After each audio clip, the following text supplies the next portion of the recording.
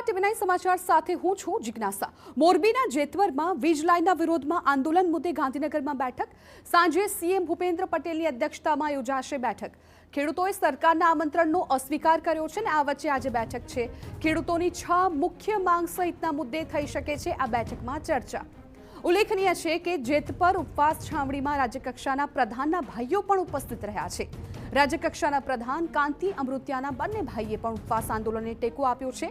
જેતપરમાં આંદોલન કરનારા ખેડૂતોની માંગ અડગ છે કે સરકાર તેમની 6 મુખ્ય માંગણીઓ પર લેખિતમાં સૈદ્ધાંતિક મંજૂરી દર્શાવે અથવા ટેકનિકલ અભ્યાસ બાદ તેના પર લેખિત ખાતરી પૂરી પાડે।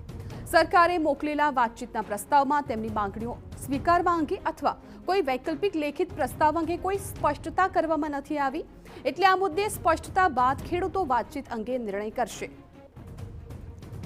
Political editor Kinjal Mishra phone line પર જોડાઈ ગયા છે। કિંજલ, અગાઉ સરકારે ખેડૂતો સાથે વાતચીતનો પ્રસ્તાવ મૂક્યો હતો, પરંતુ ખેડૂતો ક્યાંક એ પ્રસ્તાવને અસ્વીકાર કરી રહ્યા છે અને આ વચ્ચે આજે સાંજે સીએમની મહત્વપૂર્ણ બેઠક।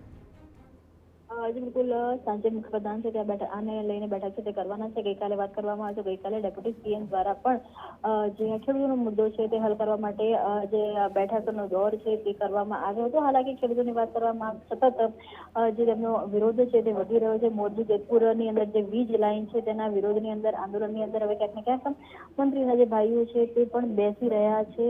સરકાર પૂરો પ્રયાસ કરી રહી છે કે સમાધાન છે તે થાય, પરંતુ તે વીજ પોલ વાળો વિષય છે તેને લઈને કેટલાક જે કોમ્પ્લિકેશન છે તે આવી રહ્યા છે અને તમામ ખેડૂતો છે તે પોતાની માંગણી પર અડગ છે। તેમની જે માંગ છે તેના સિવાય તેમને બીજા કોઈ પણ મુદ્દે વાટાઘાટો કરવું નથી અને એ કારણ છે કે આ સતત મુદ્દો છે તે વધી રહ્યો છે। હાલાકી સમગ્ર મામલે આજે ઉચ્ચ સ્તરીય બેઠક છે તે મોડી સાંજે થાય તેવું લાગી રહ્યું છે। મુખ્યપ્રધાન અધ્યક્ષતામાં બેઠક છે તે આજે યોજાવા જઈ રહી છે। બિલકુલ કિંજલ, આભાર સમગ્ર માહિતી બદલ। તો આજે સાંજે સીએમની મહત્વપૂર્ણ બેઠક। હવે આ બેઠક પર ખાસ નજર રહેશે કેમ કે ખેડૂતો પોતાની માંગ પર અડગ છે। અલગ અલગ 6 મુખ્ય તેમની માંગણીઓ છે અને તેઓ એવું ઈચ્છી રહ્યા છે કે લેખિતમાં સૈદ્ધાંતિક મંજૂરી દર્શાવે અથવા તો ટેકનિકલ અભ્યાસ બાદ તેના પર લેખિત ખાતરી પૂરી પાડે। હવે આ બેઠક બાદ શું માહિતી સામે આવે છે તે જોવાનું રહ્યું।